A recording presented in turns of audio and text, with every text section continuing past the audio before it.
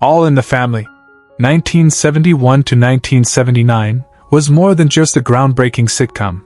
It was a cultural phenomenon that left a lasting impact on television history. Yet behind the laughter and iconic moments, the lives of its beloved cast members took unexpected turns marked by challenges and adversity.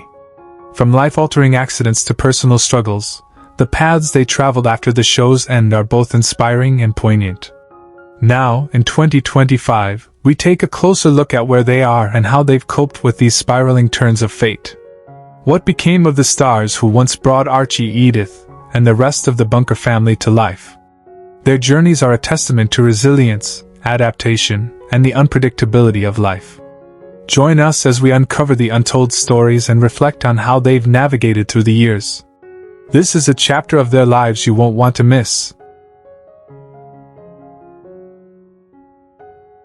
Carroll O'Connor, who portrayed Archie Bunker, was 47 years old when he embodied the stubborn, bigoted, yet oddly endearing patriarch of All in the Family.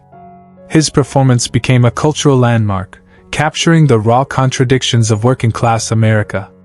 Off-screen, O'Connor's life was marked by profound sorrow. His only son, Hugh, whom he adopted with wife Nancy Fields, tragically died by suicide in 1995 after a long battle with drug addiction, a loss that haunted O'Connor until his death. His marriage endured, but the emotional strain left him bitter and withdrawn in later years. Professionally, though he continued acting, none of his later roles captured the same acclaim, leaving him frustrated and creatively unfulfilled. He suffered from diabetes, heart disease, and deep depression in his final decade. O'Connor died on June 21, 2001, from a heart attack brought on by complications of diabetes. He was 76. Despite his success, the actor's final years were shadowed by grief, lawsuits, and loneliness. His estate was valued at approximately $20 million, much of which he left to causes related to mental health and addiction awareness in honor of his late son. Jean Stapleton, who played Edith Bunker, was 48 when she took on the role of the warm, naive, yet resilient wife of Archie. Her soft-spoken wisdom and infectious laugh made Edith a beloved figure in American television. Away from the spotlight, Stapleton's real life was far more subdued and introspective. Married to director William Putch until his sudden death in 1983, their union, though publicly idyllic, was marred by years of unspoken resentment and unfulfilled dreams, particularly over Stapleton's decision to prioritize family over her stage ambitions. She had 2 children, John and Pamela, but her relationship with them was distant, strained by her long tours and focus on career. After leaving All in the Family, she turned down many roles, uncomfortable with fame, and spent her final years in near reclusion. She suffered from a series of mini-strokes in her 80s before passing away on May 31, 2013, at the age of 90. Despite her Emmy wins, she felt typecast and creatively limited. Her estate, modest compared to her fame, was valued at around $1.5 million. Rob Reiner, who brought Michael, Meathead, Stivic to life at the age of 24, became a cultural flashpoint as the impassioned liberal foil to Archie Bunker. Though his early fame exploded with the show's success, Reiner would later wrestle with his identity, trying desperately to be seen beyond the shadow of both his character and his father, Carl Reiner. His marriage to actress Penny Marshall collapsed in 1981 after years of emotional distance and conflicting career trajectories. They had 1 daughter, Tracy, but their bond reportedly suffered due to Reiner's obsession with work and periods of depression. Though Reiner found critical acclaim as a director, the pressure to maintain relevance in Hollywood left him increasingly cynical. He remarried in 1989 to Michelle Singer, and while the marriage survived, it was said to be complicated by silence. Reiner endured prostate cancer, political backlash, and the suicide of close friend Chris Penn, all of which contributed to long bouts of insomnia and grief. Now 78, he lives quietly, distanced from Hollywood's glare, with an estimated estate of $100 million built from decades of tireless, often joyless, work. Sally Struthers, who portrayed Gloria Stivic, was just 24 when she stepped into the shoes of Archie and Edith's spirited and outspoken daughter. Her performance, marked by equal parts warmth and defiance, captured the generational tensions of the 1970s. Off-screen, Struthers struggled with a tumultuous personal life. She married psychiatrist William C. Rader in 1977, and the marriage, though initially promising, dissolved in 1983. They had one daughter, Samantha, but their co-parenting was marked by long silences and unresolved grief. Struthers faced a declining career post-All in the Family, relegated to voiceover work and infomercials. She battled loneliness, weight-related health issues, and a persistent sense of being forgotten by Hollywood. Despite brief returns to the stage, her days were often spent in quiet seclusion, with only rare visits from old friends. She became reclusive after a car accident in 2011 left her with lasting pain. Though still alive at 77, her public appearances are rare and tinged with nostalgia. Once a face of American television, she now lives modestly in Los Angeles. Her estimated estate is valued at $1.2 million, a quiet echo of a career that once lit up prime time. Mike Evans, who played Lionel Jefferson, was only 22 when he gave life to the clever and forward-thinking son of George and Louise. His character often served as a bridge between black and white characters on the show, injecting wit and humanity into racially tense moments. Tragically, Evans' real life didn't mirror Lionel's confident stride. Though he co-created Good Times, his post-All in the Family career was marred by inconsistency and health issues. He married Helena Jefferson, with whom he had two daughters, Tamara and Lisa. Their marriage was fraught with emotional distance and quiet resentment, culminating in separation during the late 1990s. Evans battled a string of personal tragedies: the early death of his mother, financial mismanagement, estrangement from his children, and a rare form of throat cancer that silenced his voice long before death came. His final years were spent in California, in relative obscurity and modest means, surrounded by old scripts and fading memories of better days. Mike Evans died on December 14, 2006, at just 57, from throat cancer. His estate at the time was estimated at $500,000, a small remnant of a career that once promised so much. Isabel Sanford, who portrayed Louise Wheezy Jefferson, was 54 when she joined All in the Family as a dignified, grounded counterweight to her husband George's loud bravado. Her performance earned critical praise and led her to a historic Emmy win. But off-screen, her life was anything but triumphant. A single mother of three, William, Pamela, and Sanford Jr., Isabel fled an abusive marriage in the 1940s and never remarried, haunted by betrayal and distrust. She raised her children alone while navigating the harsh realities of a segregated industry. Though her role as Louise catapulted her to fame, she found herself typecast and ignored once the spotlight dimmed. She endured the tragic death of her son William in a car accident in 1988, battled financial exploitation by a trusted manager, and struggled with isolation in her later years. Frail and heartbroken, Sanford died on July 9, 2004, at age 86 due to complications from heart surgery. In her final days, she reportedly asked to hear the show's theme song, her last bittersweet link to a time when she mattered. Her estate, worn down by legal battles and hospital bills, was valued at approximately $600,000. Jason Wingreen, who played Harry Snowden, the sharp-tongued bartender at Archie Bunker's place, was 57 years old when he joined the show. His character brought sardonic wit and an understated charm, often offering sage advice between pours. Yet Jason's life behind the Barstool mask was far less jovial. Though he married his longtime sweetheart Arlene in 1958, their union became strained after the tragic stillbirth of their first child. They had one surviving son, Adam, but the loss cast a permanent shadow over their home. Post All in the Family, Wingreen was mostly confined to voice roles, most notably the original voice of Boba Fett, ironically, a role for which he received no residuals or acclaim during his lifetime. His later years were marked by severe arthritis, financial exploitation by a caregiver, and the death of several close friends that left him emotionally hollow. Despite these hardships, he remained kind and composed until the end. Jason Wingreen died on December 25, 2015, at the age of 95 from natural causes. He passed away quietly in his Los Angeles home, surrounded by old photographs and fading scripts. His estate was estimated at $800,000, a modest sum for a man whose voice echoed across galaxies.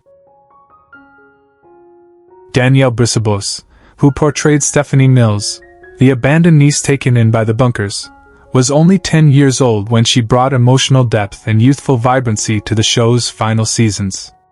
Behind her precocious charm was a childhood marked by industry pressure and an emotionally absent family. Born into a troubled household, Danielle was raised by a single mother who pushed her aggressively into showbiz. Her father, a jazz musician, vanished from her life at age 5. After All in the Family, she struggled to be taken seriously, often cast in typecast roles before turning to music. Though she found success co-writing hits for Natasha Bedingfield and others, her personal life remained turbulent. She married producer Nick Lashley in 2008, but the relationship soured quickly, ending in divorce in 2014. She has one son, Julian, whom she raises as a single mother. Brisabos also battled severe depression, public anxiety, and an eating disorder that haunted her for years. Now 55, she lives quietly in New York, away from the spotlight. Her estate is estimated at $4 million, but wealth has never healed the aching wounds of a stolen childhood and fractured family ties.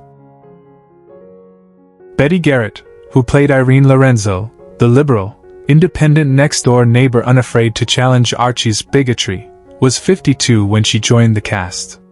Her performance exuded warmth, wit, and fierce conviction, earning admiration for portraying a progressive female voice. Yet Garrett's real-life story was one of interrupted triumphs. Blacklisted during the McCarthy era due to her husband Larry Park's alleged communist ties, her once bright career in Hollywood stalled for over a decade. Their marriage, although publicly steady, was rocked by paranoia and constant surveillance, which took a psychological toll. The couple had 2 sons, Andrew and Garrett Jr., but the stress fractured their bond and led to long separations. Betty endured several tragic losses, including the sudden death of her husband in 1975, a breast cancer diagnosis, and a devastating fire that destroyed many of her personal archives. In her later years, she taught acting, clinging to the theater as her sanctuary. She passed away on February 12, 2011, at the age of 91 due to an aortic aneurysm. Her estate was valued at approximately $1 million, a quiet conclusion to a life lived under both the spotlight and its shadows.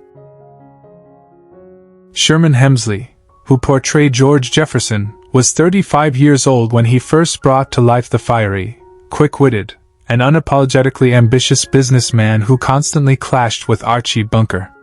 Hemsley's portrayal added depth and vibrancy to the show's racial discourse, making him a cultural icon. Off-screen, however, his life was filled with solitude and hidden sorrow. Never married and without children, Hemsley lived alone for most of his life, consumed by his work and stage performances. He struggled with feelings of isolation, even as his fame soared, and rarely spoke of his family, having grown distant from them early on.